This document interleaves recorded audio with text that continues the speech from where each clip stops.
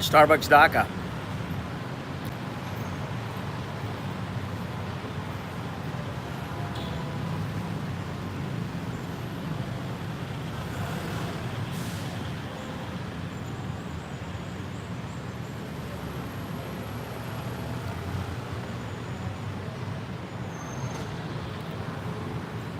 The one and only Starbucks Dhaka.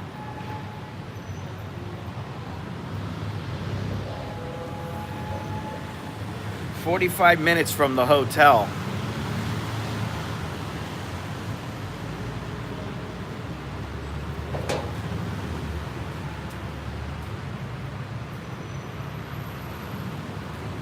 Let's give it a few seconds here to let some people come in, hopefully. Got tons of footage. It's a matter of putting it all together and organizing it. The one that went up today was basically just done on the iPhone. It was done very quickly.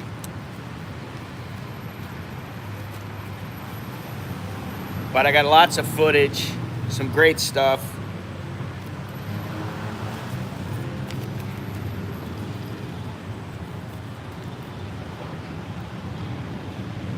Great stories, good stuff, great place. Really like Dhaka. Well, it's not so much that I like Dhaka, it's I like the Bangladesh people, the Bangladeshi people, or the Bangladeshi, the Bengal.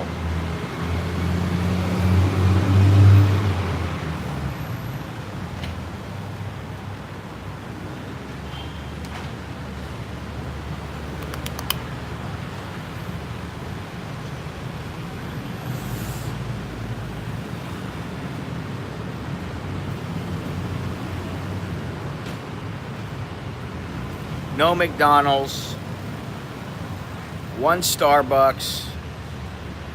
I only saw one Burger King. No real donut shops that I remember, you know, Krispy Kreme, Dunkin' Donuts, but lots of KFC. They like their chicken there.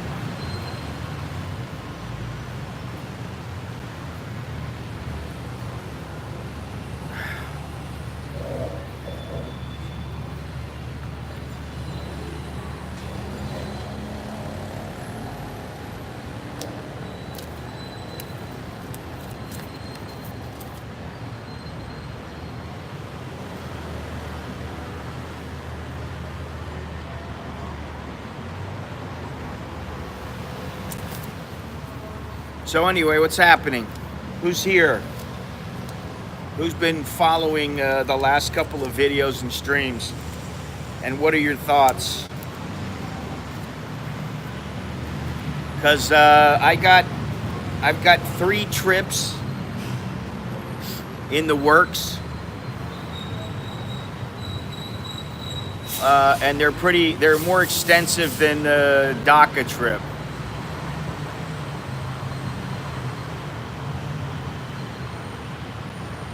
They're a bit heavier, and like I said, more extensive. It's they're a bit farther away.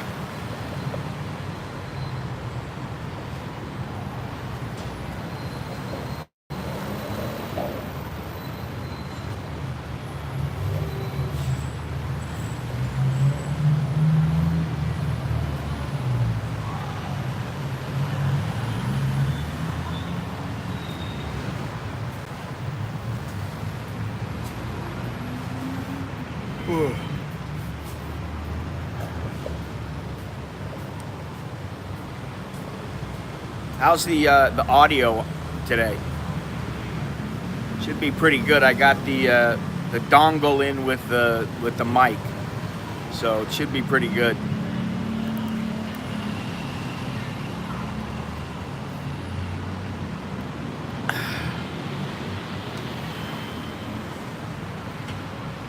Five by 5.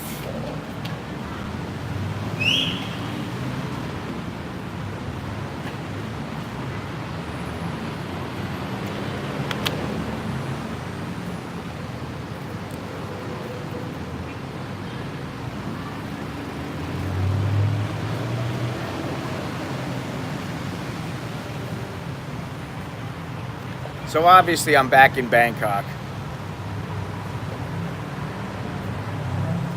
which I have to say that I'm a little sad to leave Bangladesh. I was a little sad yesterday. Um, Not because I'm leaving the chaotic craziness of the city, but just because the people are like, they're the best, man, really. You think Thai people are nice? I mean, no offense. And I know that Thai people, you know, it seems like when you first get to a place that the people are very nice and everything in some places. But honestly, there were people that went way out of their way for Chuck and I. The audio is great. The audio's attached to it's attached to the phone. I got the dongle and then let me see something here. Let me try something else.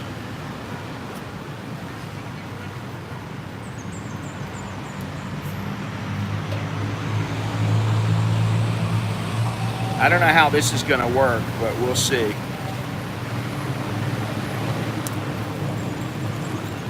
Why do you say that, Jared? And who is,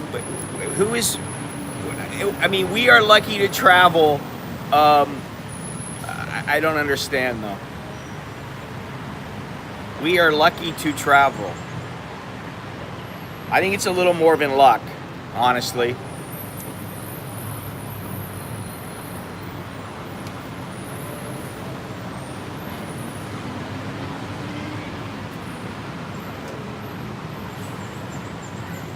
Let me try this here. See how this works. I'm gonna change the audio. Hang on.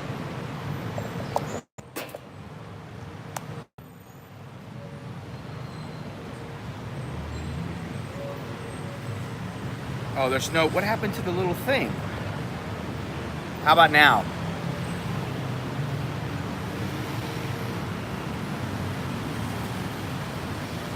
Here's the clip.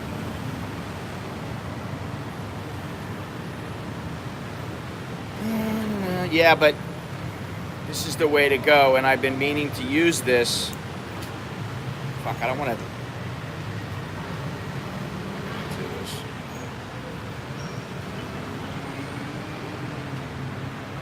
All right, how about now, Fidelity? Is it better now? About the same. All right, so I have two. I have the dongle attached to the lav mic, and I have this one, which was attached to the dongle also. Obviously, it doesn't matter, but I'd like to start using the lav mic. And actually, Chuck and I were talking about it, and it's like, you know, in the situations that we were in, it would have been good to have like a wireless mic, you know, like a pair of wireless mics. It would have been good. But, you know, you go with what you got and you do what you can. Didn't get enough Chuck. Well, sorry.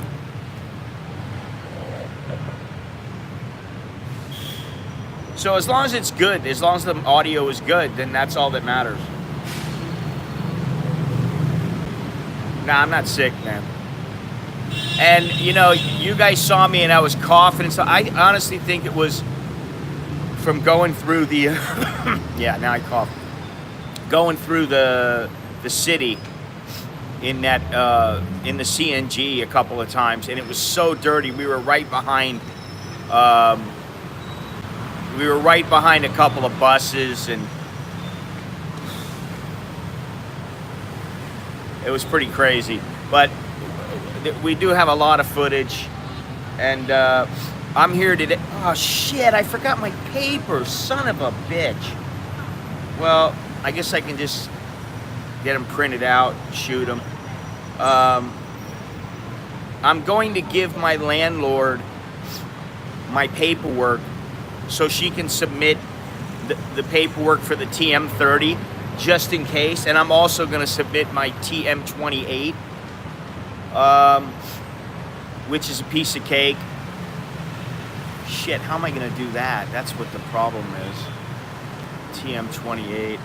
I think I can download that from my phone, but I've got to send. I want to send that out. I don't want there to be any problems, so that's why I'm here. I don't want to go anywhere really for the next week because first of all, I got a lot of stuff to do. I got a lot of editing to do, and I want to get it done. I want to do it. I don't want to let it wait.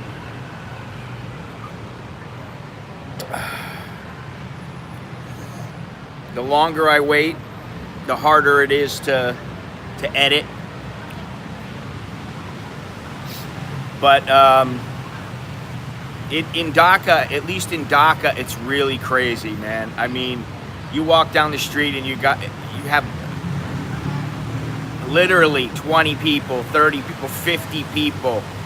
If the street is kind of open, there'll be a lot of younger people and some older people that tag along. It's like you're the Pied Piper, you know, and it gets a little bit what's the word? Well, I said overwhelming. It can get overwhelming because you got people all around you and you're like trying to take a photo and then some guy's like rapping on your shoulder, selfie, selfie. And he's like, take my photo. Yeah, I mean, man, it's unlike anything I've ever experienced in my life. I expect it's much like Delhi, if not even more chaotic. But Chuck and I were talking about it, and we were talking about maybe going to Chittagong or he's a traveler, man. He loves to travel, but he doesn't really want to get out there as much as I do. But I'll give him credit. He went into the slum with me. I was thinking that he wouldn't go.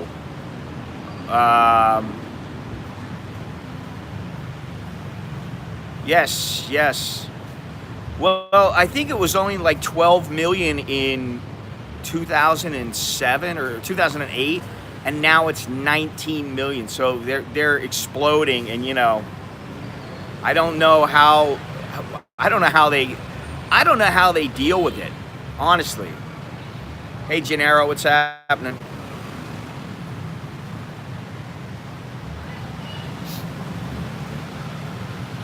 Yeah, everybody says this. Oh, you can do it. I don't own my townhouse, so the owner of the townhouse has to do it. So I've already contacted her. Well, that's good for you, Phuket, Bangkok. I can see that you're. I understand you don't need to. I don't need to either, but I choose to. So since you seem to be a passive-aggressive troll, which doesn't surprise me, see you later. You're gone. Bye-bye. I'm not going to put up with any of this shit anymore. I see some asshole like that anymore, they're gone. I have no time for this. Chuck has been very helpful. He helped me get to Dhaka. He's got lots of frequent flyer miles, and he was kind enough to help me get to Nepal before, and also to Bangladesh. And so he is able to travel pretty much whenever he wants because of he just basically does work over the internet and through emails. And so because of that, hang on a second, my phone is, I got this thing here again. Hang on a second. All right, for some reason, the phone got dark. Anyway, he helped me get to Bangladesh. He basically acted as a sponsor. That's what I would say. And so because of him and his love for not so much for photography, but for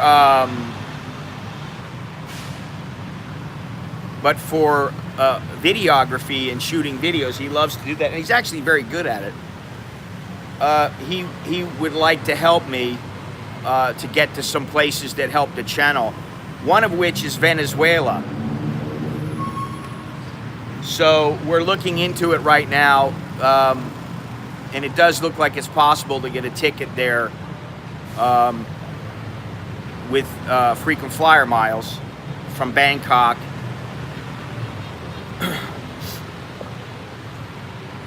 So that looks like it'll happen. And also, he says he's willing to go to the Congo. So we'll see about that. I told him he can't wear his hat if he goes to the Congo. He cannot wear that hat that he was wearing because he looks like a tourist, for sure. We already look like tourists.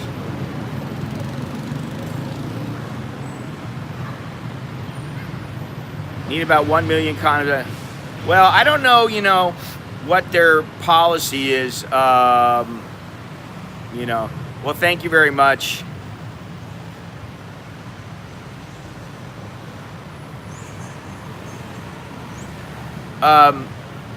That's very nice. I'm glad you're watching.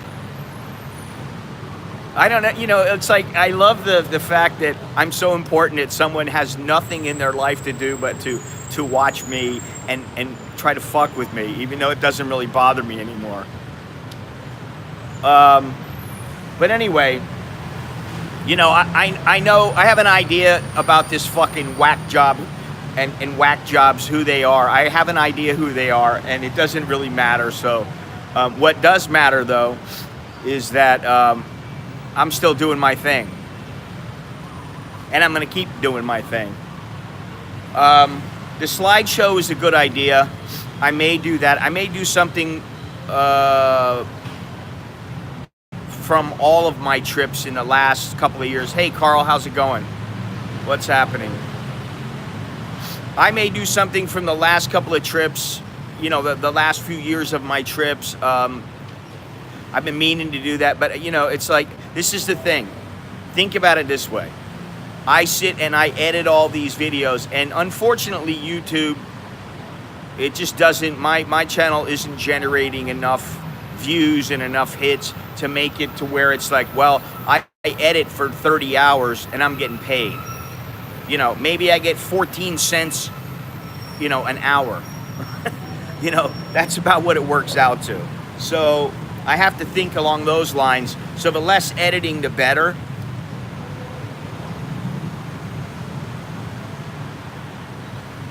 And I always say that, but it always turns out to where I got to do more editing than I want to.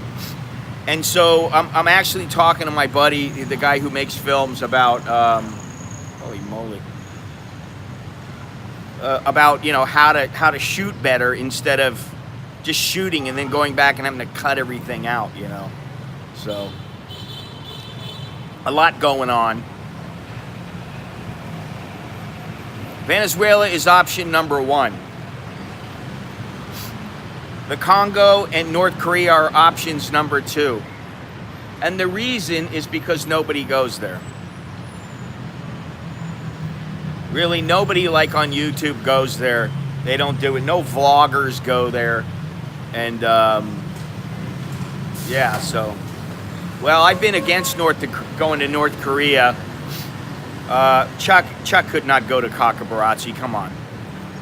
And neither could I, and I don't think you could either. Now, you might. You're a little younger than us, and you're a bit more, I don't know, maybe cardiovascularly you are more fit.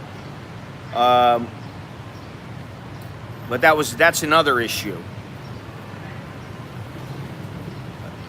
Which is, no sugar, no potatoes, no more noodles. I got to do it the Fidelity Quester way.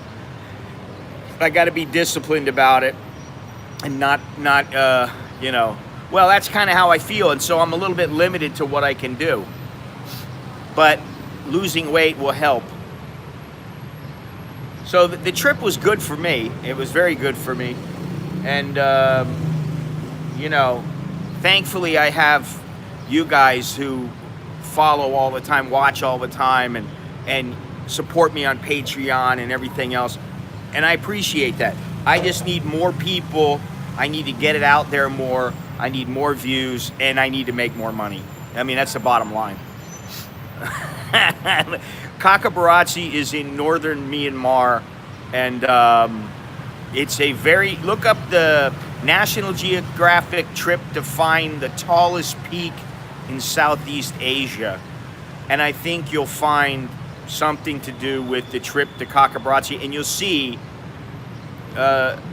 just what it's like to go there, and it's a challenge, and that's what it is. I mean, to me, Bangladesh was a challenge. It was a step above, say, Myanmar going out to where the Rohingya are, or are still, and were. It was a more difficult trip. It was, you're out in the middle of nowhere where people don't really, a lot of people don't speak English. Although, you know, in Dhaka, they speak English, and it's not the middle of nowhere. When you walk out to, like, old Dhaka, a lot of them, they don't speak any English, or they speak yes, no. They don't know what is your name is. But, you know, you just gotta, that's part of the challenge. And I was very surprised, and I have a lot of footage from Korail slum. And I found a couple other slums there as well, but I have a lot of footage from in there, and it was just a trip. Yeah.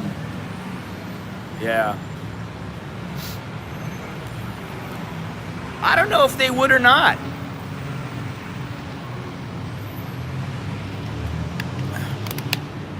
Could always ask the tour company. You have to go with a tour company. Greetings, how's life? It is what it is. I'm still alive, I can't complain. I got it better than some, you know, so who can complain?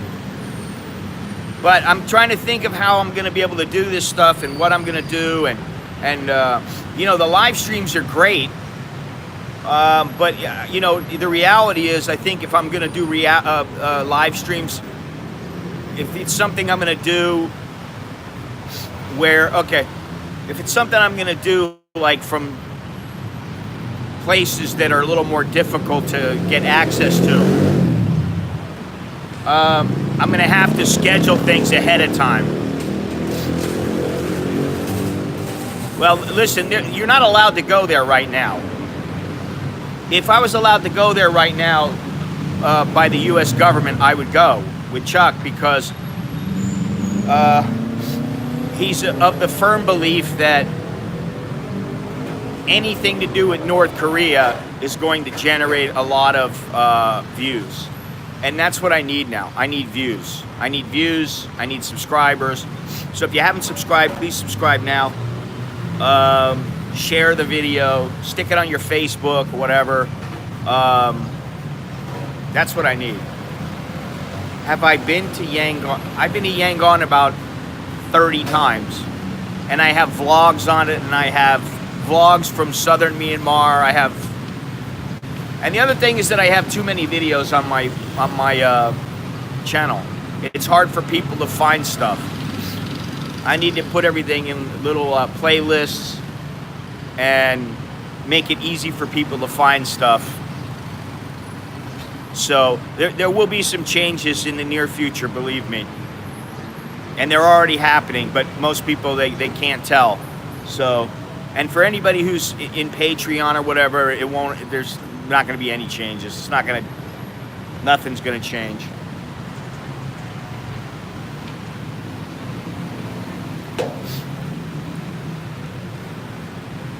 So I'm excited. I'm excited to get the videos out. I'm excited to start planning for another trip in it might be a couple of months. It might take a couple of months.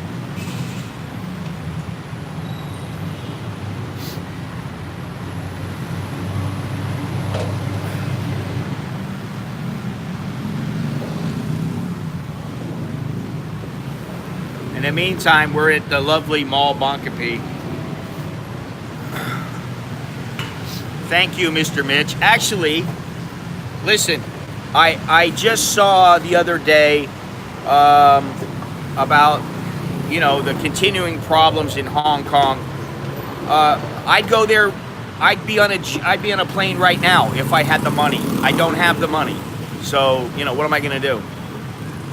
You know what I mean? I'd be there right now. I don't have a problem going there. And you know, I don't know if for whoever watched the stream, where I got to meet the guy who was a member of parliament. As soon as I heard that rally going on, man, I was like, all right, I got to go over there. I got to photograph this. And I have like too many photos.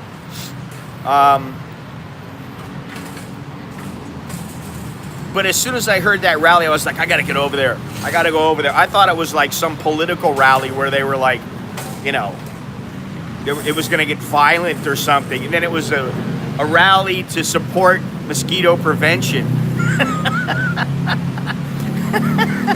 I couldn't stop laughing when I saw the little mosquitoes on the on the banners.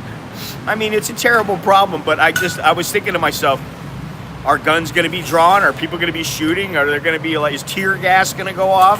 And then I saw these little mosquitoes and I went, oh. But I did get to meet, I met the one member of parliament, Farouk.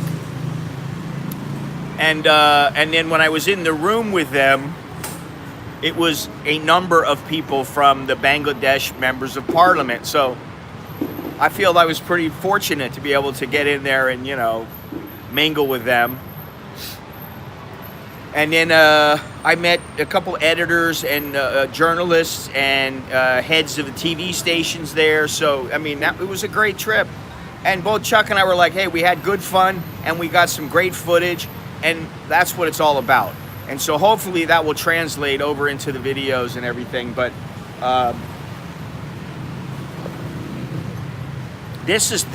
that was a little more like what I like to do, you know.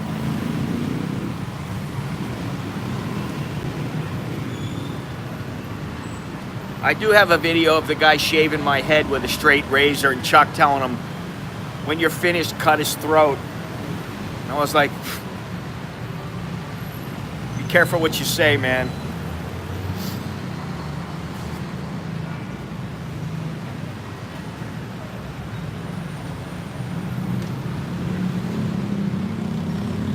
So anyway, yeah, it was good. I think Venezuela would be good too. I used to take the place where I used to go that was the there was a Thai restaurant next to the kickboxing. It was actually a kung fu school, kung fu and kickboxing school. And this guy from Venezuela was the instructor. And I could probably get in hold of him. Well, that was pretty. And that was done. Actually, I sent the clips to Chuck while we were on the plane, and he edited it, and then I just kind of made sure everything was okay and uploaded it. So I mean, you know, that was done really, really quickly, and it would be nice to be able to I was thinking about it. It'd be nice to edit more on my phone as the clips are done. If I'm shooting on my phone, I have a lot of footage on my camera. The files are huge. I mean, they're huge. So I'm gonna have to go through them and look at them. There's footage of the rally.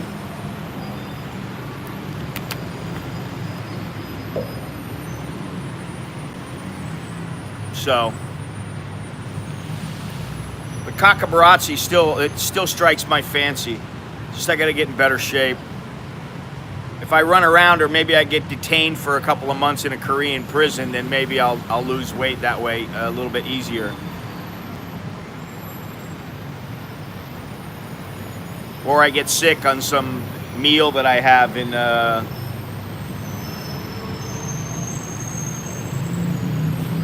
Dhaka, you know.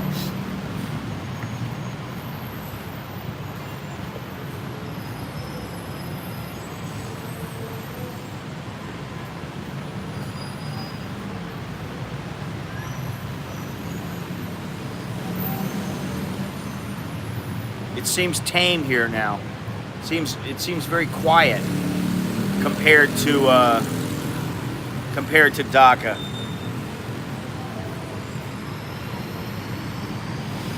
And oh, it's a hell of a journey. It's weeks. It's a couple of weeks. It's like you got to fly up to the north. You fly up to the north to Putao, and then the thing is that I don't think it's even open now. I haven't checked with Nanda, but you have to get a permit. Even if it's open, you need a permit. So then you get a permit, you go out of Putao, you go up to, there's a place, I can't remember the name of it. They have a lodge, they have a trekking thing, and what they did was they've set up camps along the way, and some of them are nicer than others, but you basically travel up to the base of the highest mountain in Southeast Asia. But in order to do so, you have to go through a jungle. So there is no 4G there. There's no. I don't even know if in their lodges they have electricity. If every one of them has electricity. I mean, it's that kind of a place, which is fine with me. I don't care, but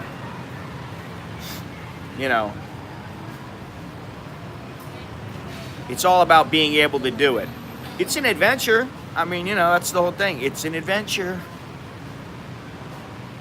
But I think Billy has seen exactly what it takes to get there, and it's not easy. And he and I, and forget about Chucky, but he and I are old and broken down. And while I don't think that we would be tapping out because we've got a little blister.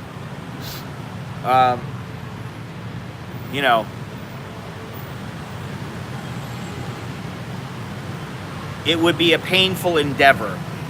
They have world-class athletes that were having a hard time, but they were having a hard time with the travel issues. And I was like, I can't believe these people are world-class athletes. They travel all around the world, and they don't know what the hell they're doing when they're traveling around. But maybe they had people to take care of that stuff for them. I don't know. I think Chuck would be going, where's the lodge at? I want to relax in an air-conditioned room.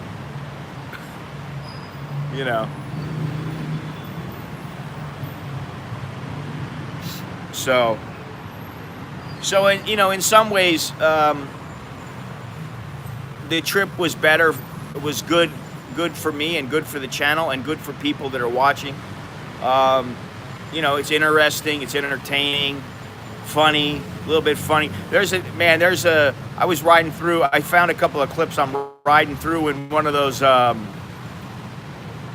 what do you call it? CNGs. Those things are the craziest freaking things you'll ever ride in. You're just basically in a little prison cell, hauling ass along the road, bouncing up and down, with some old man that's driving the thing. He's probably been driving for 30 years, so he knows exactly what he's doing. He's stopping and starting because the traffic is stopping and starting. He's darting in and out between buses. There's two buses like this, and he's going in between them, and you're thinking you're going to get crushed like a little can, like a soda can.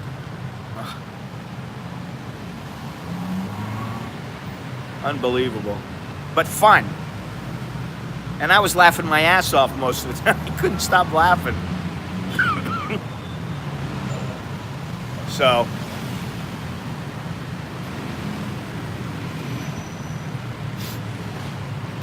anybody got any ideas for good shirts? Like shirt design. I'm not a designer. I'm not really happy with some of the designs that I've got from the various people who have done my designs for my shirts, but I'd like to start doing something. So if anybody has any ideas or can sketch something up, let me know. I'd appreciate it. That's another way you can help. Give me some good ideas. I got some ideas, but so far, you know, a few of them have been okay, but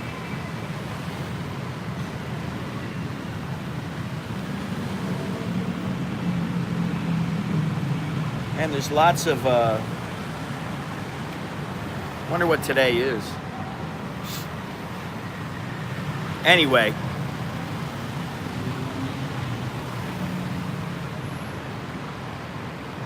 it's good to be home.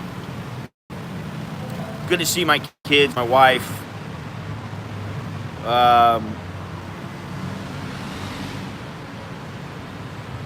But you know, you come back and it's like nothing's changed.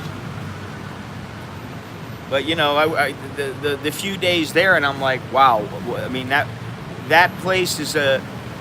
I don't know as far as natural resources what they have besides the Sundarbans. It's extremely quiet here. The Sundarbans, they have the Sundarbans. They have Chittagong, which is, and they have a few other things. I mean, there's a lot of natural beauty, but I don't know that the infrastructure is set up to handle a large number of tourists. And so, like I said, there was about, I'm a selfie magnet. It's pretty good. The only reason I'm a selfie magnet, it wasn't me. That's the thing. It wasn't me. It's the fact that you're a foreigner and you are different than them. And they are intrigued by foreigners because they don't get very many, you know, which, you know, I was very, very surprised.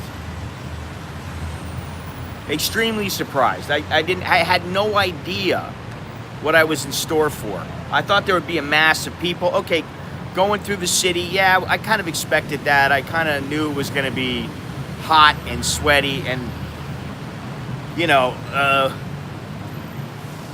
I would not recommend going there for someone who has never been anywhere. You know, they've been to Mexico, you know, like for a weekend to Tijuana or something, and then it's like, hey, I'm going to go to Dhaka. I don't know that I'd recommend that. It can be a bit overwhelming. It can be, it's definitely a bombardment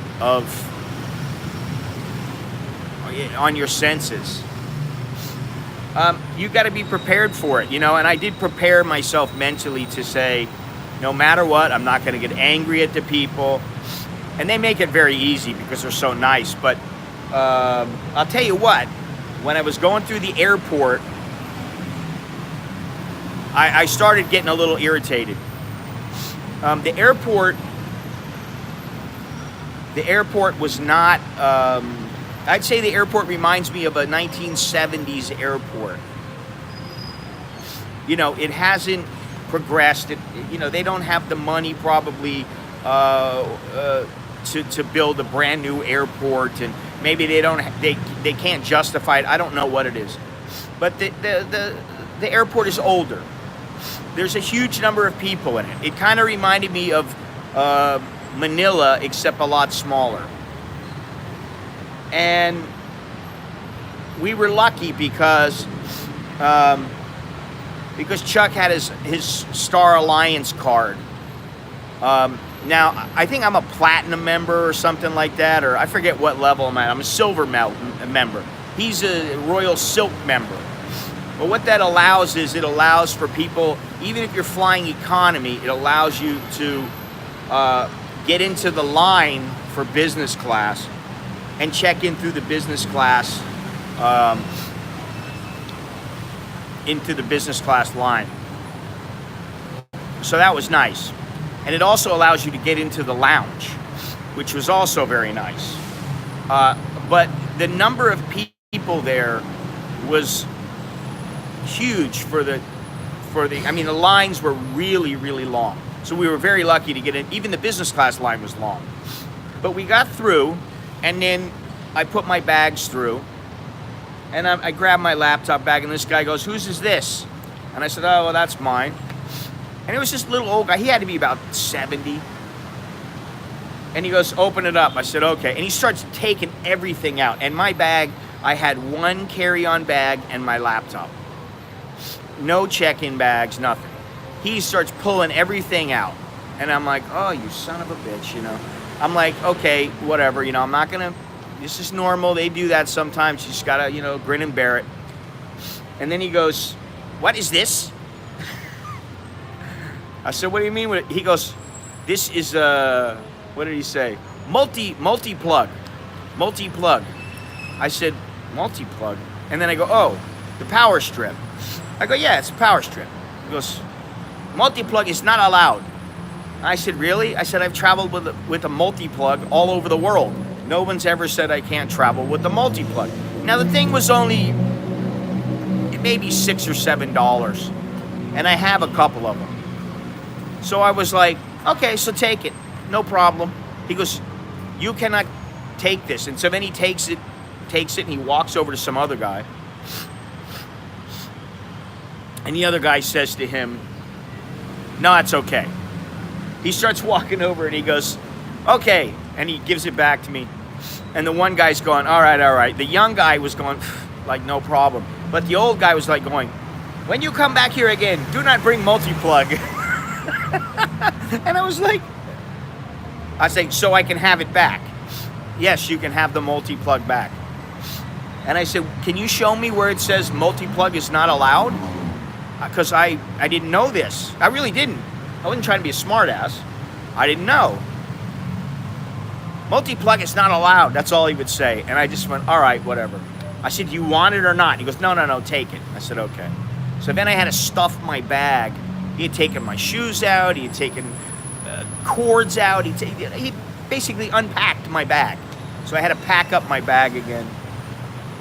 All for my multi-plug. He's this little old guy. No, he didn't look at Chuck's bag. You know, and of course Chuck is, you know, hello, hi, how are you? Where are you from? How long have you been working here? And I'm like, Chuck, can we just go, man?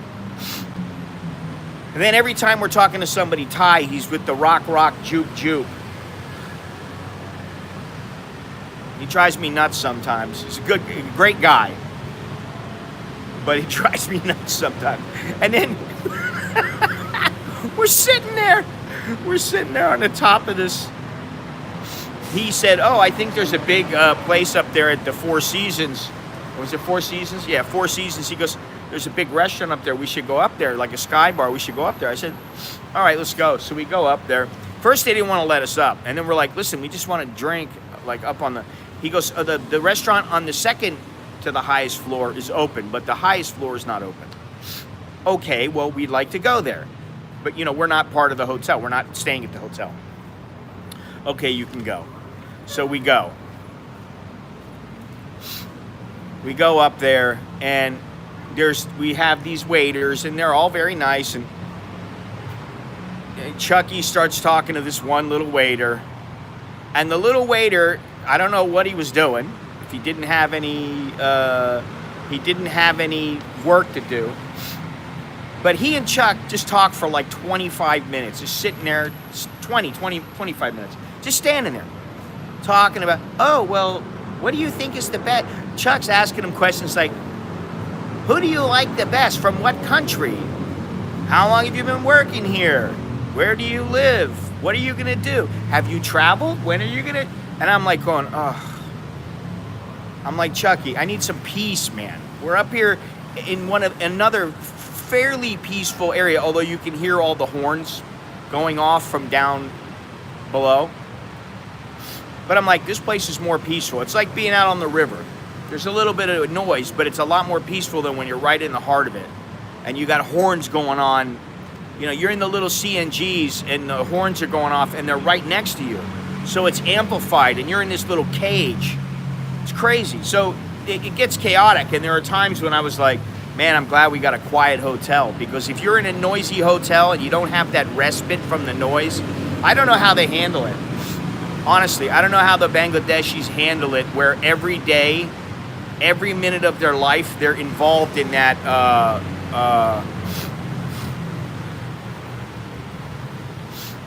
Yeah, well, in Bangladesh, the law is that you have to have a license and you have to have insurance. So, in order to do that, if it's like in Thailand, which the license and everything and the insurance is something like 200 bucks. And you know, what are you gonna do? I mean, it's better you just tell somebody, I'll pay you I'll pay for the footage. You just buy the footage online, stock footage. And that way you're not gonna get in trouble. That's the last thing you want is problems with flying a drone in some foreign. I understand it's nice. And then the other thing is carrying the freaking thing around. The one I have is a Phantom 4. And since I said I wasn't going to fly it because I don't have insurance and because I don't have a license here, I haven't flown it since. And I don't really want to because I don't want to have 100,000 baht fine. So, you know, this is the thing. I don't have a company behind me to. I don't have the BBC behind me or CNN or the Travel Channel behind me to. What's the word? I'm blanking out right now. I can't remember the word. To help me out. I don't have them to support wherever I go and say, okay, how much are you going to need? This is what we figure. This is how much you get. I don't have that. Yeah, that's not the word I'm looking for, though, but whatever. It doesn't matter. Yes. There you go, Sky Trooper. Thank you very much. Yeah, I don't have the subsidization when it comes to, hey, every place we go, you can fly the drone and we'll pay for the insurance or something like that. I just don't have that. So that's why, you know what? I was telling Chuck that if you have a couple of iPhones, maybe a gimbal is good. You have a still camera, and you're traveling light, you can do just about anything. It may not be of the quality of network TV or anything like that, but man, you can do just about anything with a couple of iPhones, maybe something like Chuck was going to bring his Canon 5D Mark IV, and I told him don't, it's too heavy. But the reality is, if you have something like that, or even the camera that I have, and you have a couple of iPhones and some decent audio equipment, you can do just about anything. And for me, I don't like having to carry a whole ton of gear. It's not like I have people that, I can say to my producer, hey, you've only got 2 bags and you've only got a laptop and a little carry-on bag. Would you carry all my equipment for me? I don't have anybody to do that. So if I'm going to carry a lot of gear, it's me. It's all on me. I got to do it. And I don't like that. I like traveling as lightly as possible, which is never light. But, I get by with the bare minimum.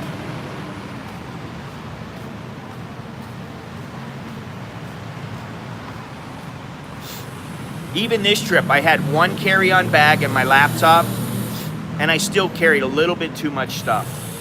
A couple too many cables, a little bit too much audio stuff.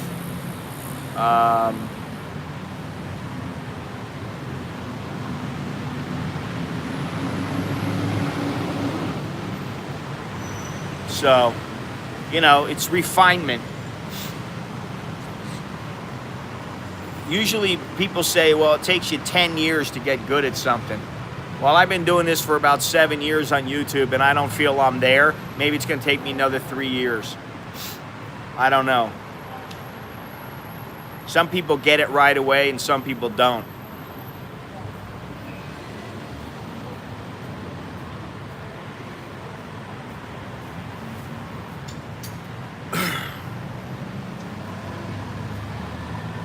But I did learn quite a bit from this trip, and I learned a little bit about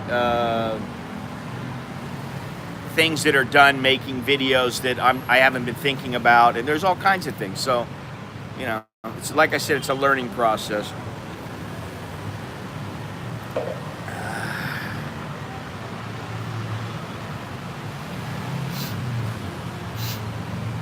There's more work to it. Well, you don't have to tell me that. I definitely know it. Far more work. What was it? What was the first stream? Was the first stream when I went out with Asif? Yeah. So the first stream I went out with Asif. That the day before I went out and we had. I think I streamed. No, I didn't stream. But I think I woke up at 4:30, met Asif at 5:30, and we were down in Old Dhaka at about 6:45 or something like that. And we got back to the hotel at about 11:30. And then I met with Chuck, and then Chuck and I went out at like 1 o'clock, and we shot video. We went a couple places, and then we got back, and it was 7 o'clock. We sat and had a coffee, talked about the day and everything that happened, and you know, I was in my room at 9, and I think I was asleep at midnight, and up at 4 o'clock in the morning again, and streamed again, went out again. You know, I think that was that day was the rally day, which was that was pretty crazy. I need to get one of those what do you call it? The cases that it's a battery case and it goes on the 8 Plus, but I can't find them here. Been looking everywhere for them. I haven't been able to find them. So much for peace and quiet.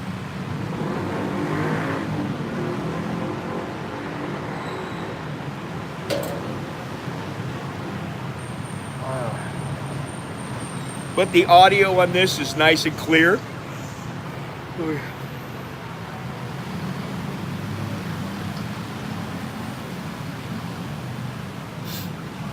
It should be. I'll put this one up there. This is the second one. This is for the second person. Second person. I don't know, is there another clip in there for them? Very good audio.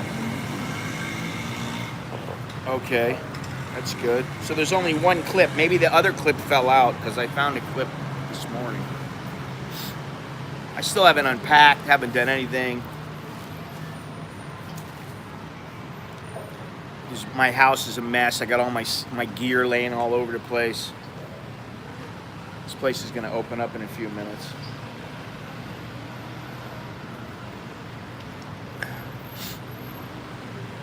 And I have to see if I can get a replacement, because this thing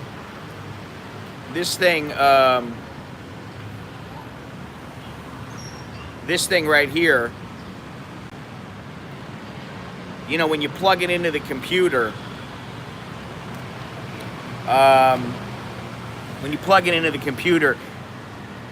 it works and then it stops working, then it works and then it stops working, and then it works and then it stops working.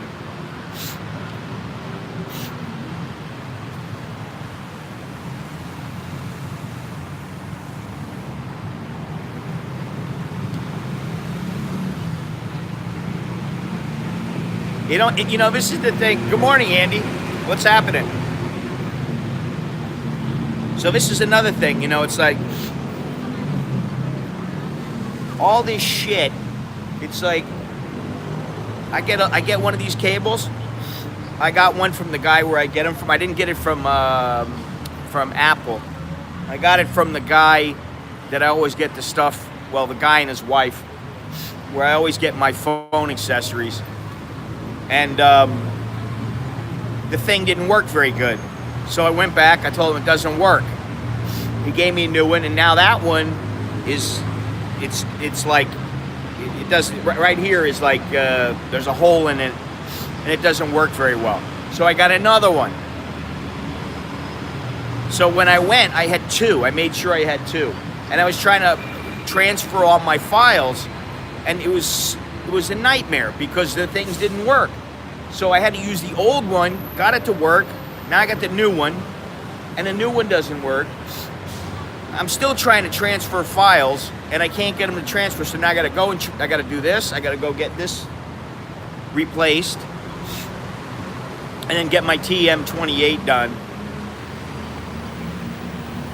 And then I'm done with all that. And then I can sit there and edit all day, all afternoon. Well, I always have issues with the non-Apple cables, but the cables are like, they're like $40. They're expensive, and it's like, these things should last forever, man. So now what I start doing is I start putting, they have, where's it at?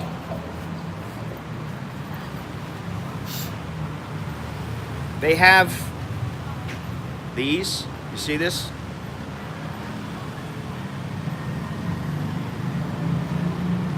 And I couldn't, the guy at the phone shop gave it to me. But I was like, well, I'd like to buy them. He goes, so I don't have any more. I got them from across the street, and I don't know where I got them from. It's been a while. I said, okay. So then I went across the street, and I was looking for them, and I found these. Which, you would think they're better, but they're not really. They're not better than this one. Because what I was doing is I was putting a black electrical, now I don't give a shit how it looks. I was putting black electrical tape, and maybe I'll use duct tape to keep the thing from bending, you know, and ruining the cable.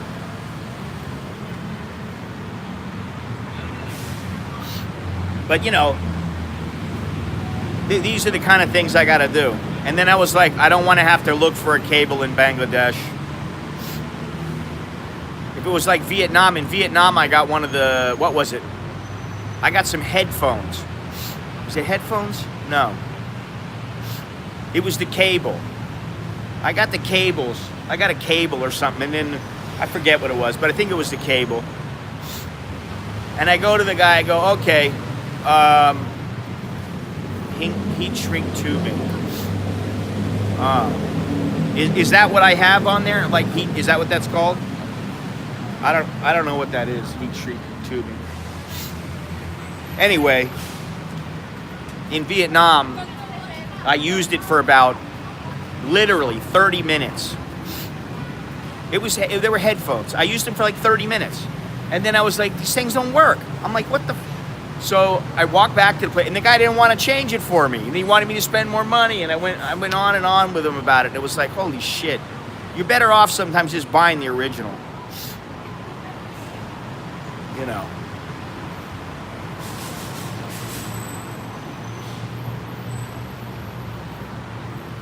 It's called the shoestring budget method. You buy whatever will work for, you know, for the time being.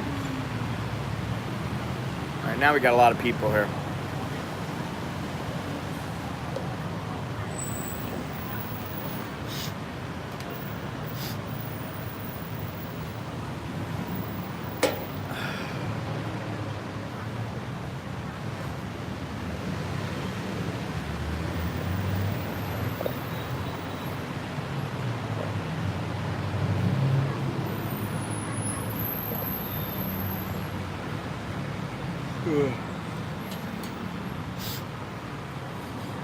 Sign up for that forum. That forum's going to be history if I don't get more people signing up and joining in and commenting. And I'd love to be able to use it, but it just doesn't. I've got there's a lot of topics up and everything, but it's always the same couple of guys who comment. It's almost not worth it. You know, so that's the other thing. You know, all these little things. It's just more work for me.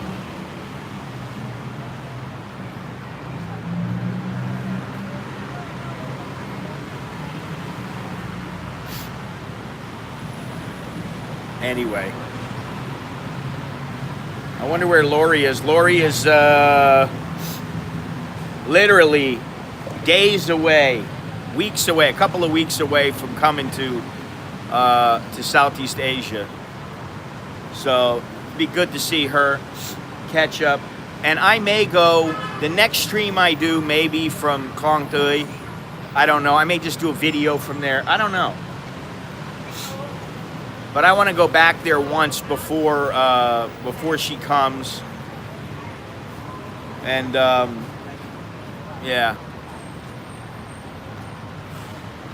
Look for a place to launch my drone, because there is one thing that I want to do, and that is take an overhead shot of the slum with my drone. For that, I'll take a little chance.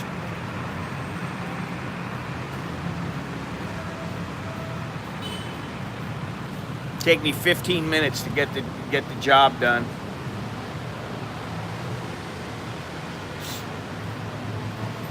The mall is now open.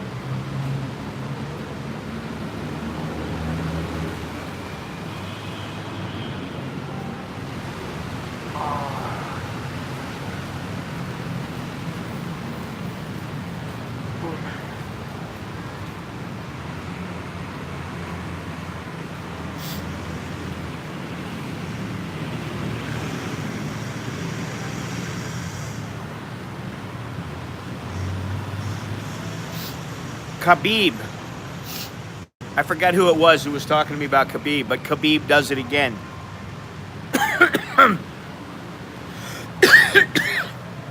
I went on the internet yesterday and saw that the UFC post-fight press conference was taking place, and Dustin Poirier was looking banged up, and he was, you know, he didn't look like he was banged up, and he was happy, and I knew right then he lost. And then I saw the highlights of it. So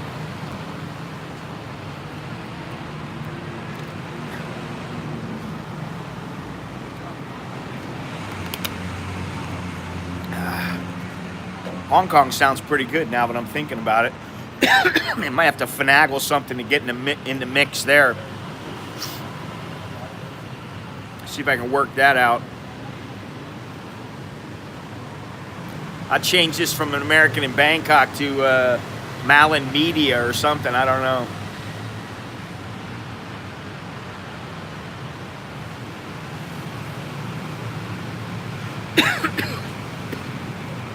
Oh, yeah.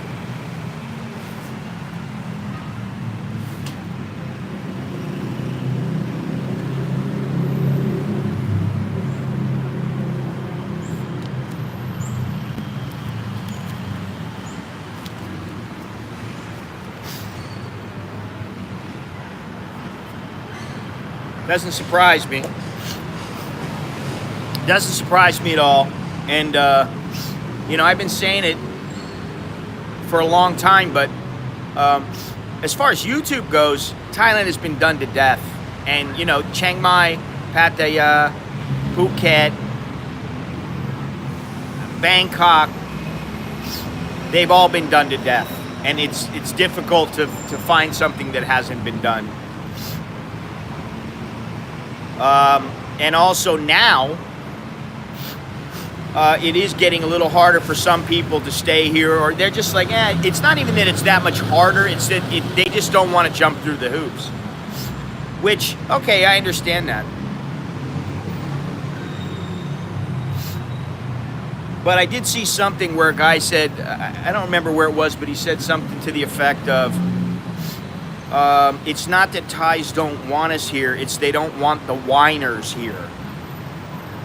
And while part of me agrees with that, I also think that there comes a point when some people just go, you know what, I don't need this shit. I don't want to put up with all this. Why do I want to stay here? It's too much of a hassle.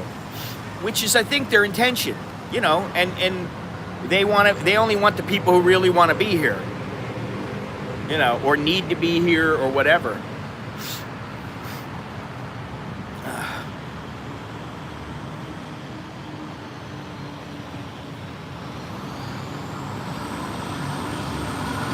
it'll be interesting to see what the next, say, 2 or 3 years brings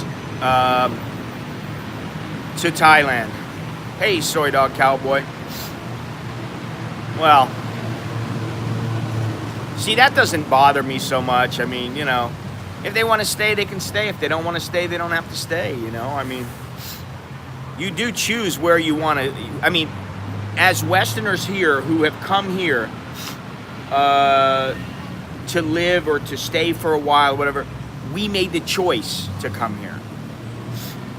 It's not like we were forced to be here. So in that sense, we are different. And in that sense, we are expats, not immigrants. For some people, you know, they don't have a choice. They've got to be here. They don't have a choice in the matter. This is the only option. And, you know, that's the difference. They don't have a choice. And most Westerners have a choice. Almost every Westerner who comes here has a choice. Leave. Stay. Go. You know. You may not like the consequences or the results of moving. But that's irrelevant. You still have a choice.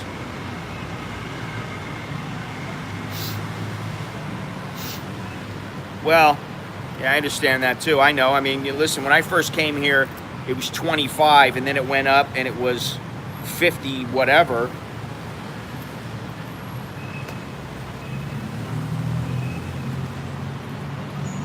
$54, $55, and I was loving it.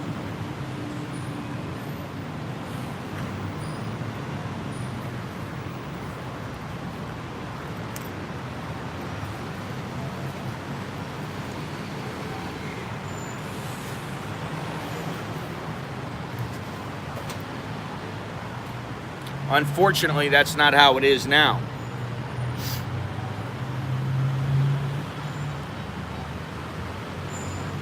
But like I said, we'll see in another 2 or 3 years where Thailand's going to be. Because I don't think that the Chinese tourists are the answer. I don't think long-term they're the answers. Yeah, for a regular tourist, listen, my mother has come here. She didn't have any problem. She comes here, it's no problem.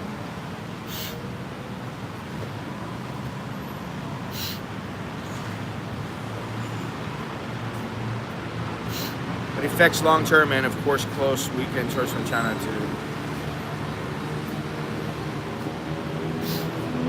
Well, I will say this. When I went to Pattaya a few weeks ago,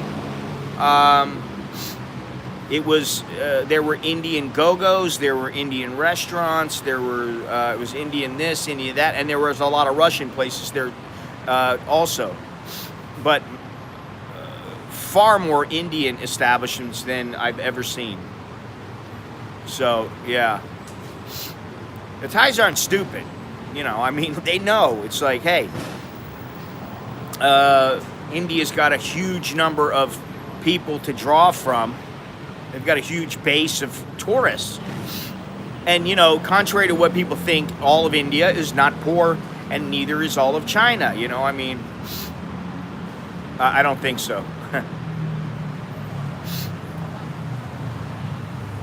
I don't know. Hey, maybe there are Indian girls working there. I don't know, but I don't think so. Does that mean that the Thai go-go dancers are gonna start learning to like Indian men? I don't know. You know, I will say this, and this is a little bit different. I got a message on my Facebook from one of the women who I met while I was at the park. What was it? Bungkum Park. And, you know, she's walked up to me a couple times and said hello. Oh, you remember me? Yeah, okay. That woman messaged me on Facebook while I was in Dhaka and said, oh, are you still in Dhaka? Because I've been to Dhaka and I couldn't walk anywhere. I couldn't even take a photo because so many people wanted to take selfies with me. So it wasn't me. It had nothing to do with me. It had to do everything to do with being foreigners wanting to come to Bangladesh. And one thing I am going to look into, just do a cursory look, is the business opportunities there. I noticed quite a few of the people, well, almost everybody in the, everybody, not almost everybody, aside from Chuck and I, everybody in the hotel that was a foreigner was there to do business. And the reason I know this is because we were in the lobby and they would have their business meetings in the lobby. There were two people who were dealing in textiles, and there was another one dealing in leather, and then there was another one with something. I forget what it was.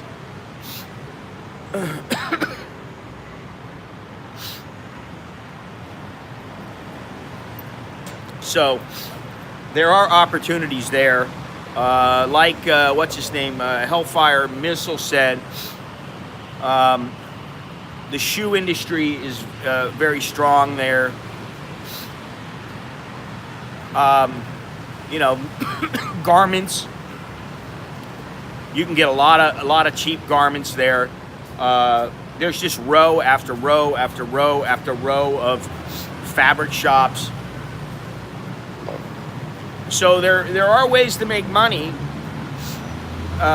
doing business with Bangladesh companies. And what was funny is that these are not like the people that were dealing with the people that were in the hotel that I saw, the foreigners that were in the hotel. These were people who they were the Bangladesh were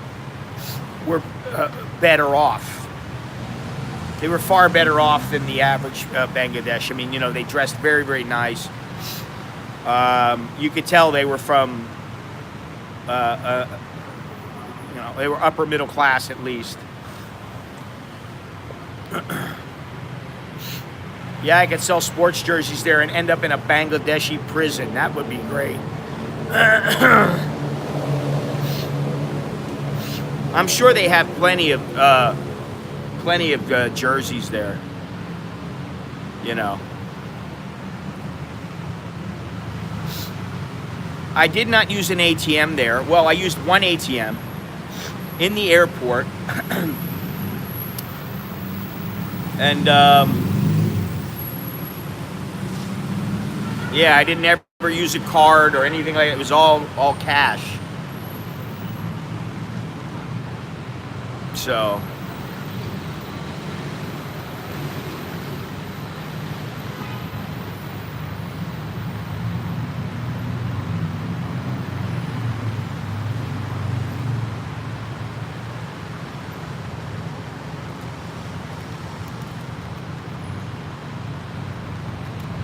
and as much as I'd like to think I'm this big star, you know, and that's why everybody wanted to take a selfie with me, nobody knew who I was. They didn't know I had a YouTube channel. A lot of people took my name down, and you know, they subscribed and subscribed to my Instagram. They took my Bangladesh phone number. You know, I'm on what is it, WhatsApp with them. I wish you'd leave that door open. It's nice and cool.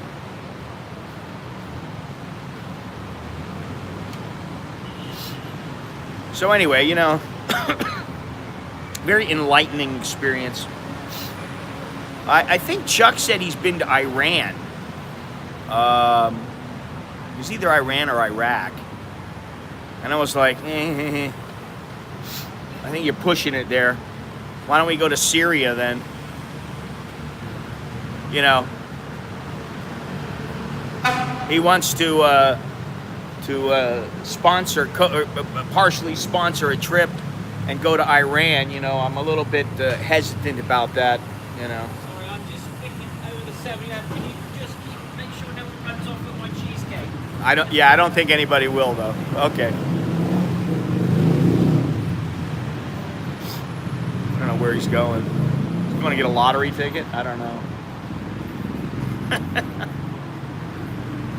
I should take a bite out of it and go, this guy just took a bite out of it and he ran away. I've heard very, very good things about people who have tourists who have went to Pakistan. That the people are very nice. And you know, in case you don't know or you haven't watched that video,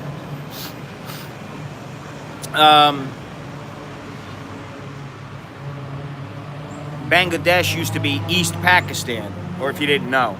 I found it interesting that when I got back and I was talking to Nicholas, he already knew this. I didn't know. I remember hearing about the Bangladesh Liberation War. Or the, what is it, Liberation, yeah, Bangladesh Liberation War. I remember hearing something about it vaguely, but I didn't really remember it. And Nicholas was telling me about it, and I was like, he's going, oh yeah, they fought Pakistan. That's how they became Bangladesh. And I was like, you know, I wasn't aware of that, and he was. So, I think it would be cool to take a trip from, say, northern Myanmar, cross the border, and go into Bangladesh, and then go from Bangladesh to Pakistan. I think that would be pretty cool. I don't know if it's possible. I have to think of the geography and everything, but exactly how to do it. But do it by land. Do it overland. I think it would be pretty cool. Hang on a second here.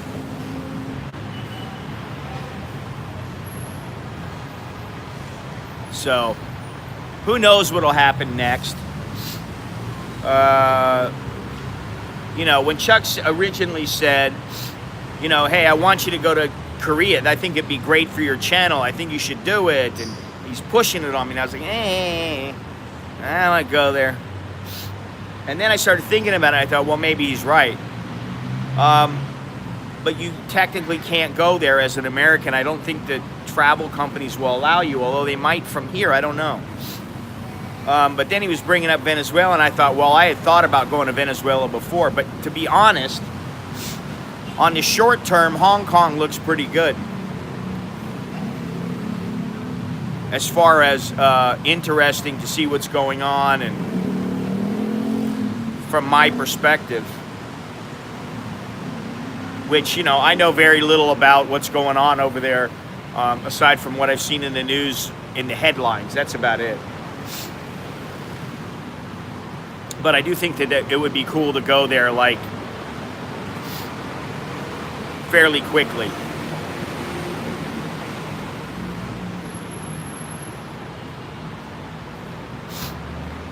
Where's this guy at?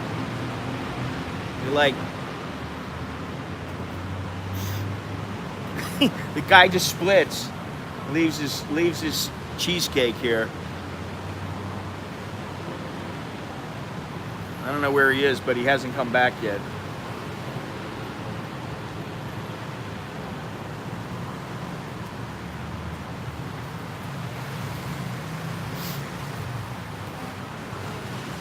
Anyway, any thoughts on Hong Kong, Venezuela, North Korea, Congo? Yeah, I've been to South Korea and Taiwan. They're not at the top of my list, and I don't see them being as exciting places for me, really.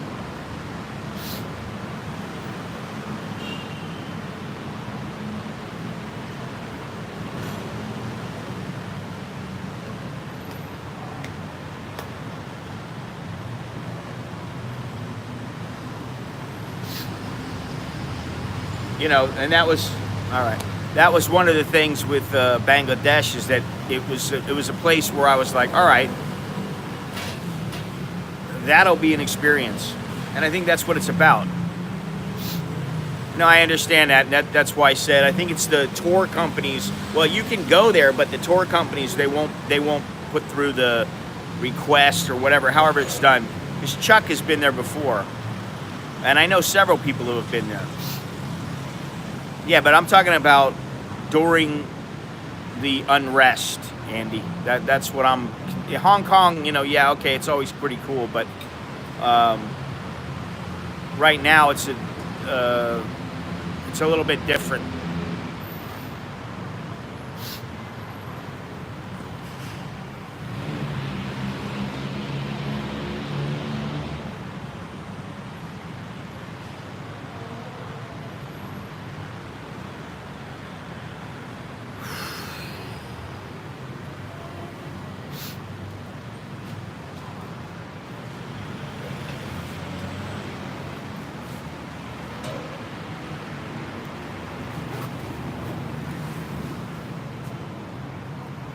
But no interest, any interest at all, or no interest in Venezuela?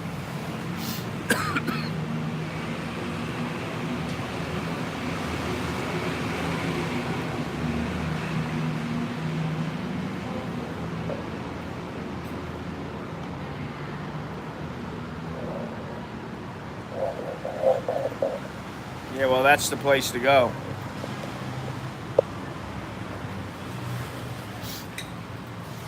That's the place to go right there for me right now.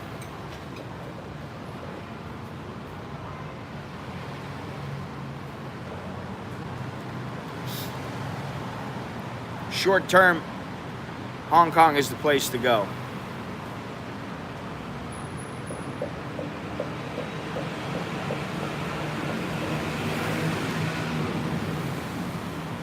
Yeah, you don't know what they're going to do there.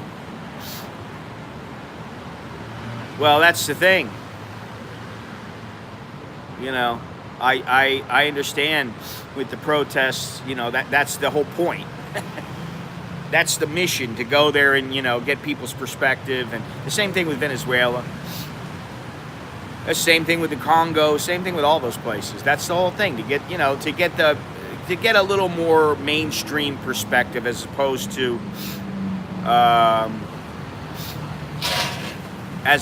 to the government perspective, you know.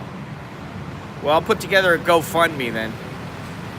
A 3-day GoFundMe. And we'll see if I can go there. Somehow I don't think it'll pan out, but you never know.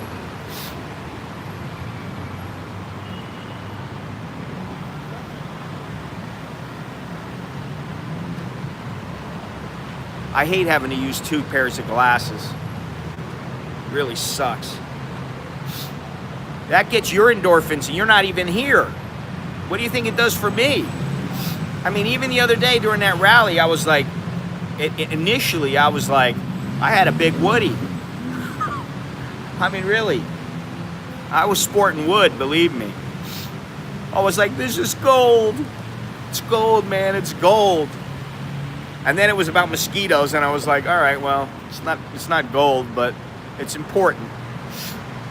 And then the thing about the girl, you know, the girl that I had that took the photo of, which honestly, I didn't really like the photo I took or the photos I took with my iPhone afterwards, but it was still, you know, it was helpful. And that was the whole thing.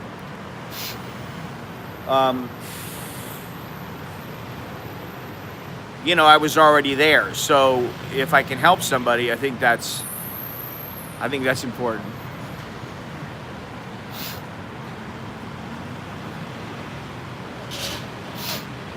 I know, I know.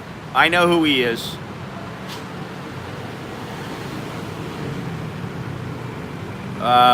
He had the same thing going on with the selfies that I did.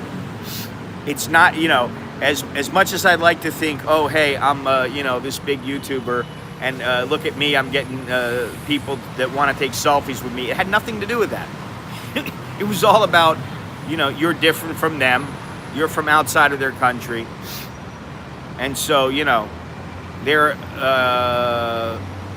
accumulating photos of them with foreigners. Look at this guy. Look at that girl. Look at this guy.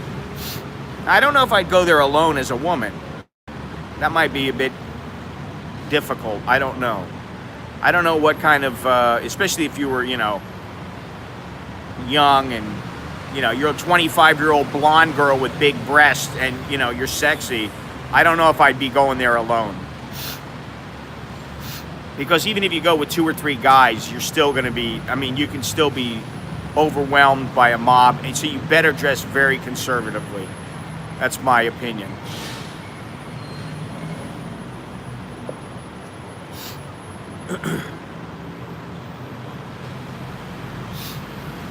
Well, I did have one guy say to me, "You're wearing shorts," which, you know, there were Bangladesh all around that were wearing shorts. And he pointed at me and he was like looking at me with this like odd look on his face. This was in the slum. And he just kind of pointed at him and I went, "What, is this not okay?" And then a couple minutes later, he walked away. And I saw him walking around later, but I don't know who he was or whatever. And that's the thing, you got to be careful what you say too, because you never know who the person is. You don't know what kind of power they have in the area or who they know. It's just... Which is why you just try to be nice to everybody.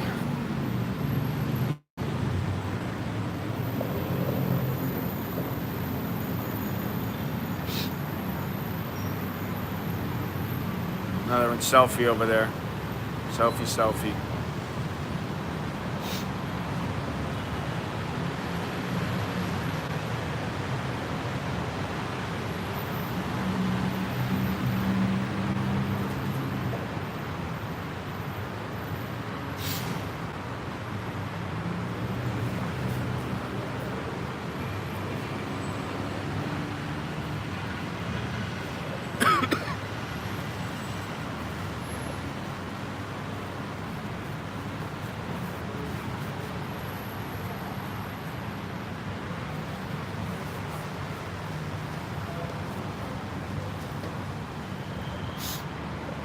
All right, well, next stop, Hong Kong. I don't know. We'll see.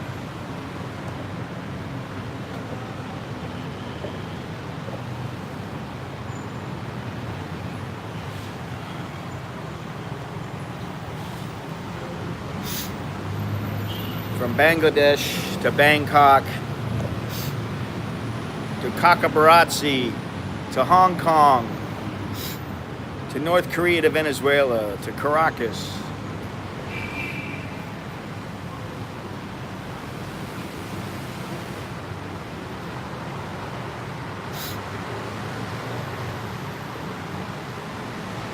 Now, I could have a little conversation with this guy here. We'll see.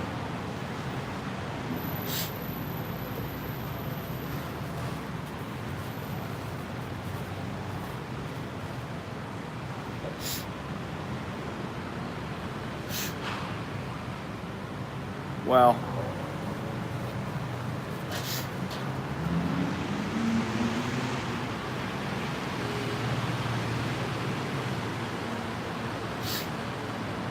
but here's the thing. He should be grateful he can leave. Think about all the people that can't leave. They cannot leave when they want to leave.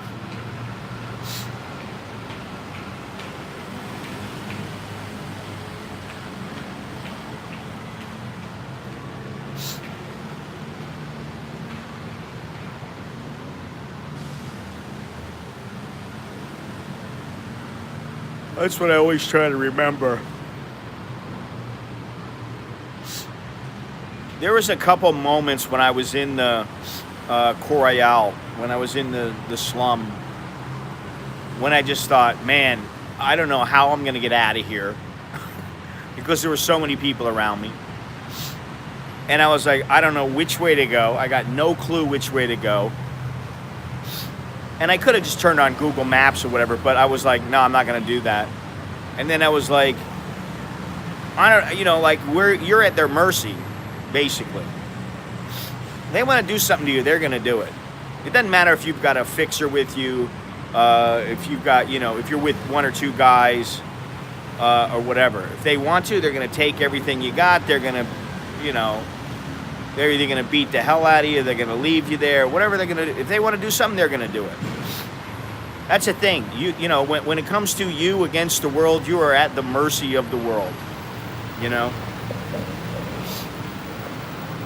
You only fight when you have to, and the rest of the time you try to get through with, try to kill them with kindness.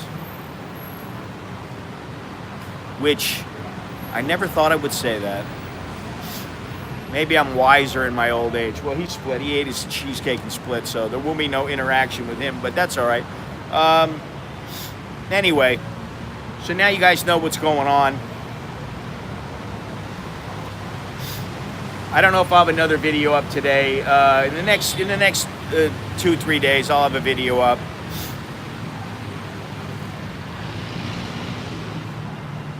And yeah, I've already got one video up on arranged marriages in Bangladesh, which was interesting. I was speaking with Asif in the CNG. So that's already up. I may just release that, you know, I don't know when. I don't know what I'm going to do with it, but it'll go up soon. And then I've got so much footage. I don't even know where to start. So I have to sit down and look at it and figure it all out. Yeah, but we'll see, you know.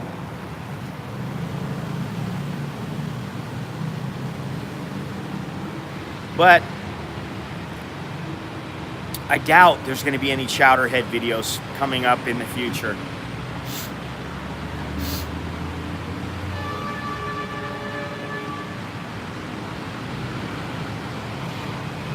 Well, somehow, I mean, you know, no offense, I understand that it's a great idea, yes. But no offense, I think that a lot of the stuff that I do is out of the box. Speaking to people in Klong Dui, speaking to people in Myanmar where I go, some of the places I've gone, I think that's kind of what I'm aiming for. So, you know, that's I'm headed in that direction. And I think the Bangladesh trip was a good couple of steps. Well, yeah, I mean, I don't disagree with that. But I'm not there to change how they think or,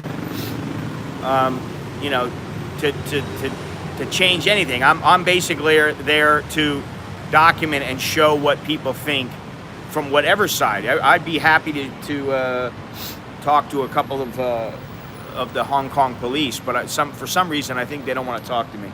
They won't want to talk to me, but maybe I'm wrong. You know, who knows?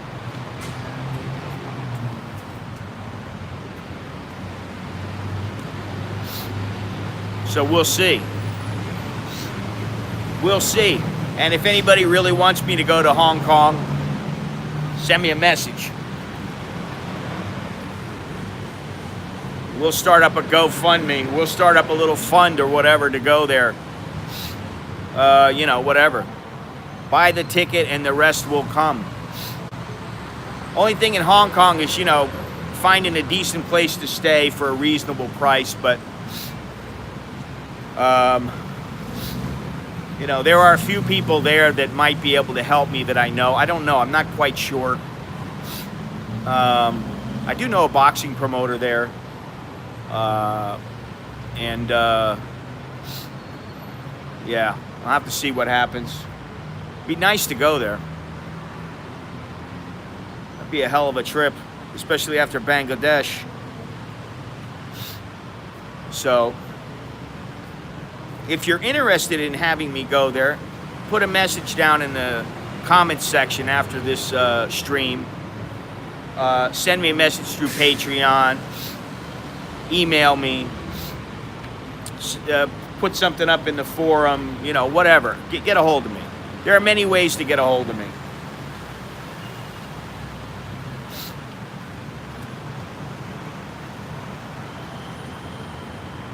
And if you don't know my email, I think my email is in the description, but it's an AmericanInBangkok@gmail.com.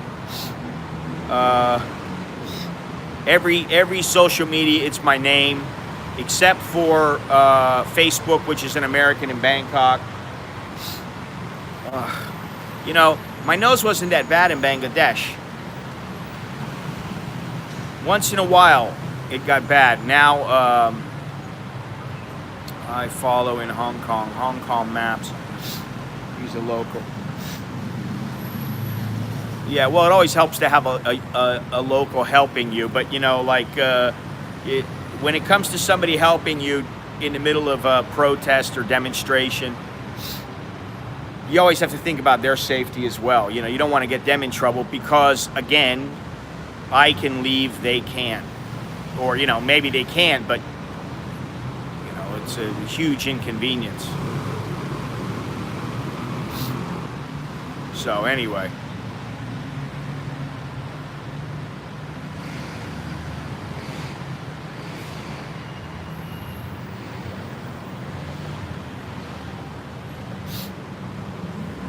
What's next?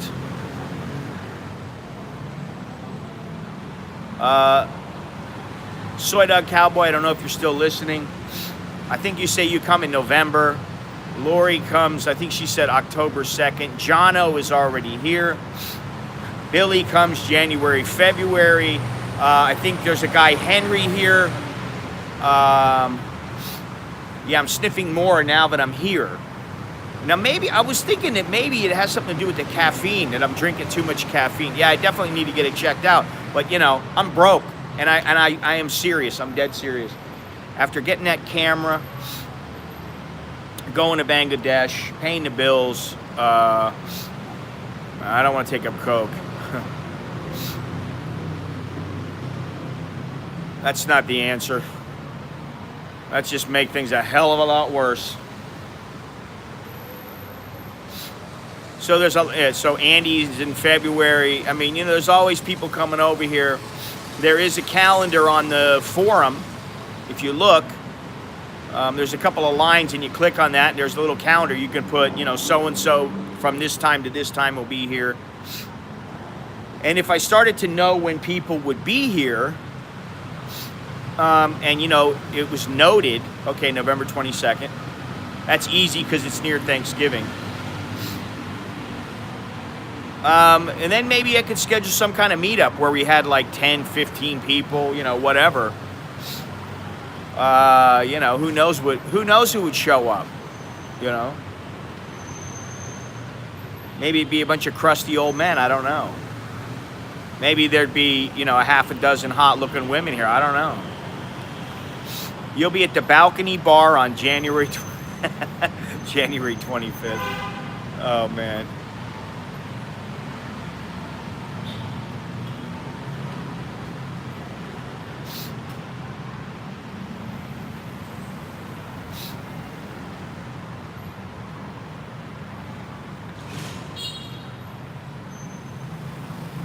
Oh, you're in that same spot. Wow. I may go back there, you know, in the next couple of months. I don't know. You know, I'm still thinking about the whole walk to Pattaya. The walking is not the problem. It's where can I stay? And I still need to do the... you know, an exploratory journey there. I couldn't get much out of the bus trip because they don't go down Sukhumvit. And then Tom has gone home or gone back to where he's from in the U.S. in Florida. So he's not going to be around. We were going to do it, and we just didn't have time. He didn't have time. I didn't have time. We never got together. So that kind of sucks, but I'd still like to do it. It would be a good... You know, that's it. So there's a couple of things. You know, walk to Pattaya, Hong Kong, Venezuela. You know, that's enough. That's enough for the next couple of months. Yeah, I don't like studio apartments. I don't particularly like one bedrooms because it makes you feel like you're, you know, I don't know. I mean, a big one is okay. But I don't like it. Definitely don't like studios. I feel confined, claustrophobic.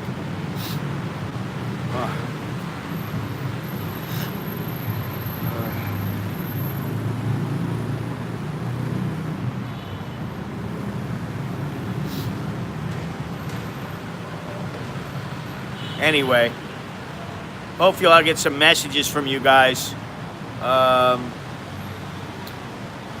Because, you know, I'd really like to do some stuff that people are interested in. That are similar to what I'm interested in, you know. So if you tell me you want me to go to Antarctica, well, I'm not really all that interested in going there, but, you know.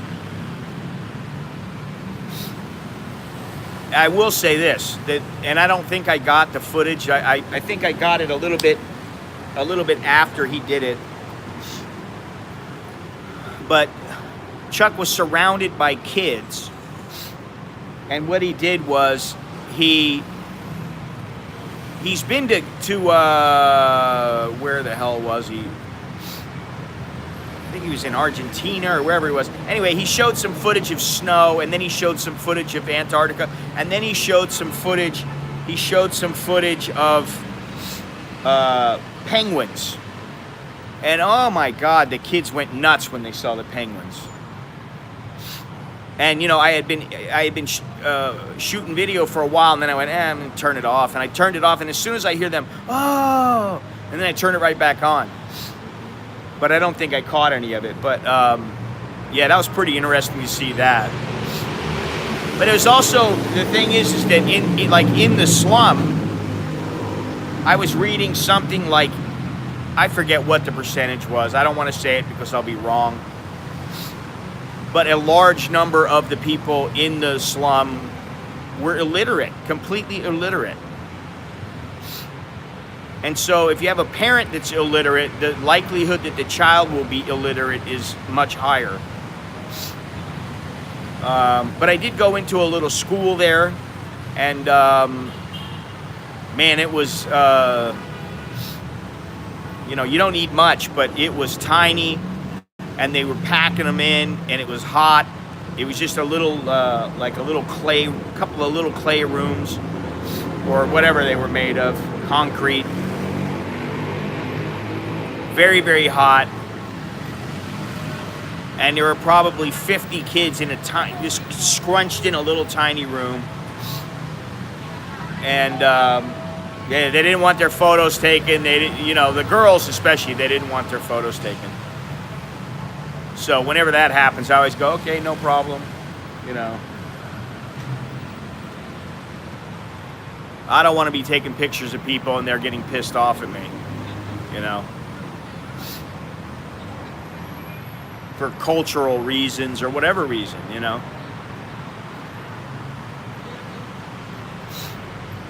Well, yeah, I understand that. And the one thing is that we were talking about getting a fixer, you know, and this is, it's important.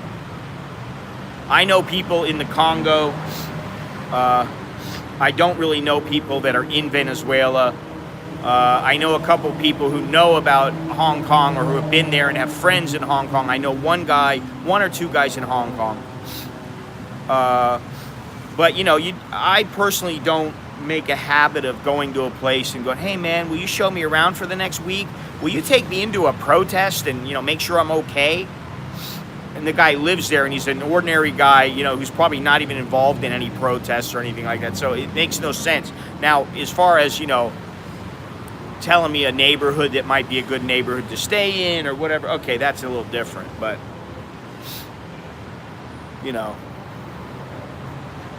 So there's a lot of things that, you know, can be done, a lot of ways to approach it.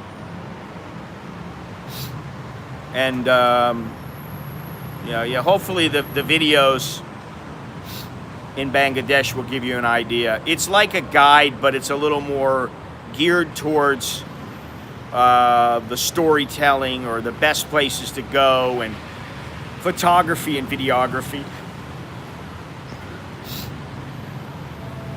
It's not necessarily travel. You know what I mean? They can help you out of predicaments that you might not get into. They're pretty much the same, but there's a subtle difference. You know, they're similar.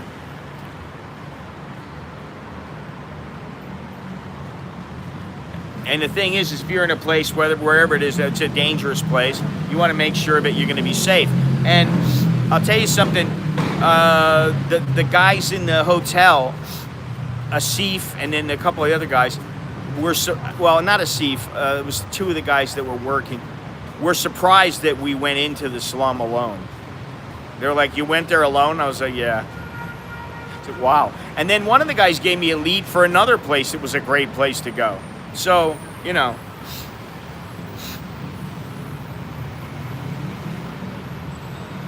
Wow. It's a good deal, especially for the short term.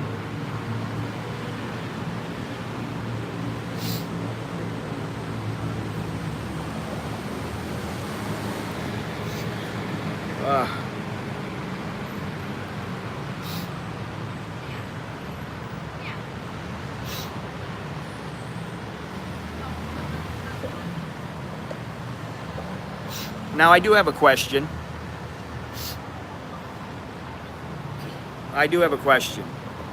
And I'd like to know, whether or not, I mean, okay, there's videos that people are interested in, they have no interest in, but what I'm wondering is there any interest in me doing a podcast from the places where I am, or about the places where I've gone, or what happened, or anything like that?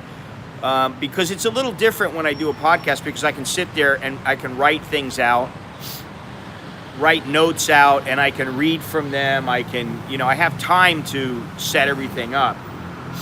Doing a live stream, you're live.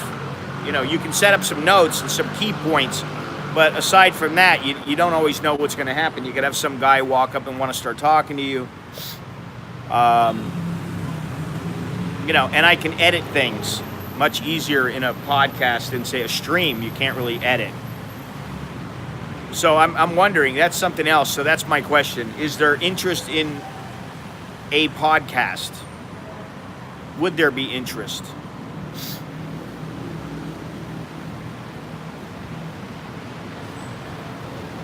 And it's a yes or no question. Or yes with caveats.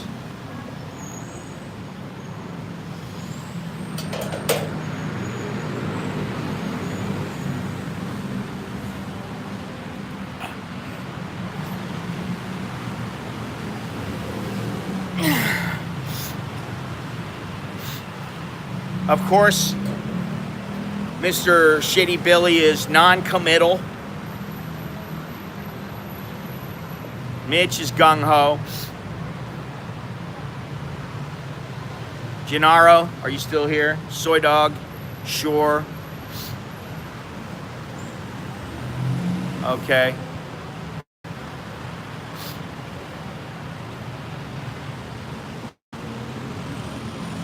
And would you prefer it to be interviews with people, or just going around town talking about the city or whatever it is? Your thoughts, Soy Dog Cowboy, SDC, on the podcast, both. Yeah, I mean, I had some opportunities. There was a guy in the what do you call it? In the slum that I started talking to, and he spoke good English. And there was a little guy that I was talking to, but we stood there and talked like 20 minutes. And so, I've got to go back and look at that, and then I've got to edit out some of the stuff you can't hear, or that's important, or whatever. So it's very difficult. When I do a podcast, it's much easier because I just use a little recorder. I have the Zoom recorder. It's very easy. You don't have a camera out in front of somebody. It's not so. To some people, it's very intimidating to have a DSLR or a mirrorless camera in their face, or even a phone on a. And I didn't think of this, but Chuck was talking about it yesterday. He said when you walk up to somebody with a phone and a microphone, when you walk up with a phone and a microphone in your hand, some people are a little bit intimidated. Now, I don't know if you know who that was, but that was the one and only Chef Cake. Chef Cake from You Hunt, We Cook says hello. Oh man. I think I need to have the whole nose tunnel like bored out.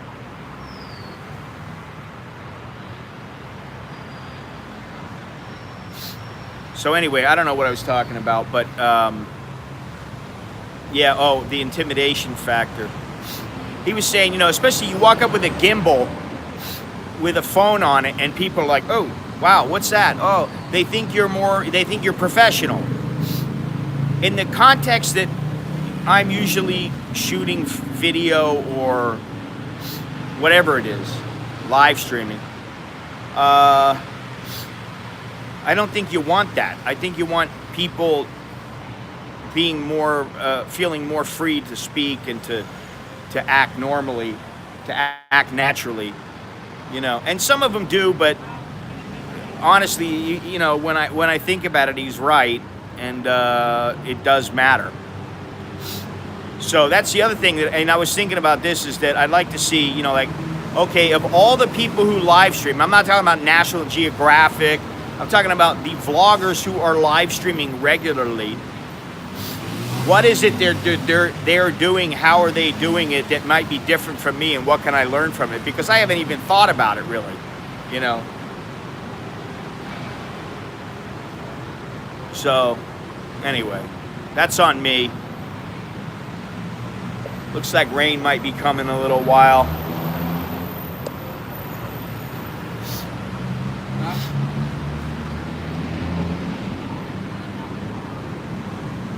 Lots to do, lots to think about it.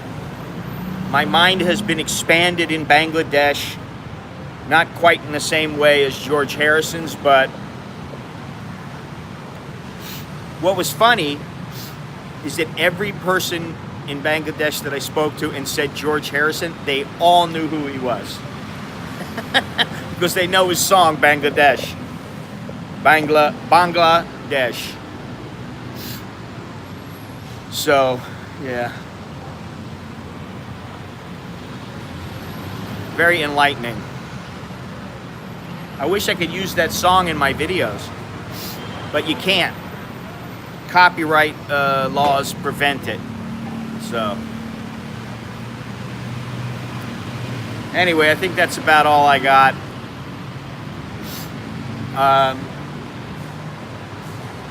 Visit my websites.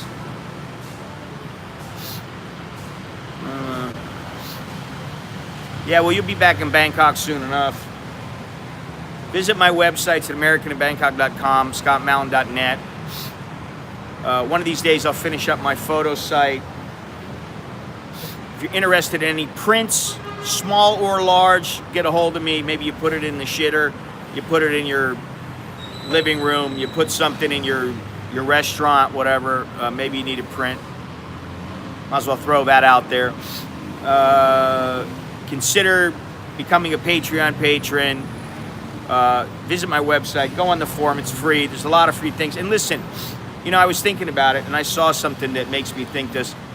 There's something like 1,100 videos and streams on my channel. Now, I don't know how many of them are private, but not more than about 200. So there's several hundred videos. If this channel is not worth it, I understand, then don't watch. If it's worth it, great. Consider, you know, throw me $1 or $2 once in a great while. I'm not saying if you don't have any money, if you're poor like me, then don't do it.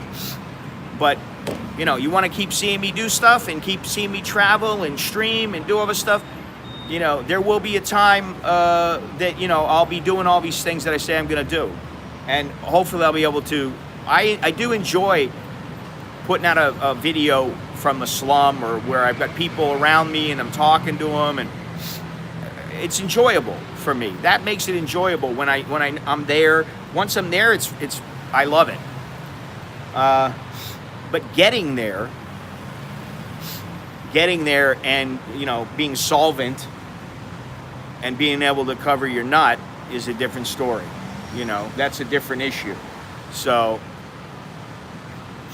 you know, there's a link down and below for gear that I use, and my Amazon, I think my Amazon store Doesn't cost you a penny. You know, you want to buy something off of Amazon, it doesn't cost anything extra, and it helps me. So I've got to pimp myself out, you know, pimp my ride, pimp my travels. Maybe that'll be the name of the new name of my channel, Pimp My Travels. So anyway, that's enough of that. Anyway, I hope you enjoy the upcoming videos. You've enjoyed the streams, and you'll continue to enjoy them. And what else? I guess that's about it.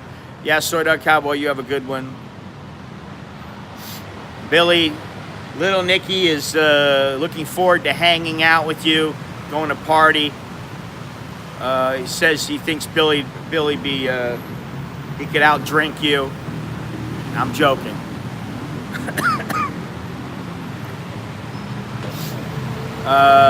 Yeah, Mitch, I'm glad I'm home too. I'm glad I'm home safe and sound.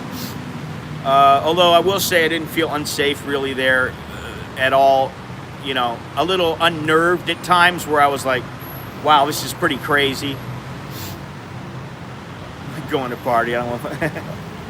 Listen, if we give him a little sip of wine, he's happy. So, you know. And Alex, of course, Alex is Mr. Fitness now. He doesn't want anything to do with alcohol. Yeah, he just wants that 8-pack. He's got a 6-pack. He wants the 8-pack. He's working hard towards it. He's already getting ready to take a midterm. He's already tested and done. He got an A on his first test, so I'm very proud of him. So, you know, things are going good. And I'd like things to go better on this channel. Much better. So, if anything, hey, listen, I understand you don't want to contribute financially, I understand. But contribute by watching, leaving positive comments, positive messages, sharing it on your Facebook or whatever. All these things help. So, I'd really appreciate that. And that's all I got to say. I've already, like I said, I feel like I'm selling myself here. Which, you know, it's self-promotion, I guess. You know, I'm not Don King, though, so I don't particularly enjoy it. But until next time, that's all I got. I'm back in Bangkok. So what do I say? Jerk and Mai. I've been saying ashi, goodbye. So I'll talk to you guys later. Should have a video up soon, so take it easy. And yeah, choke D. Jerk and Mai.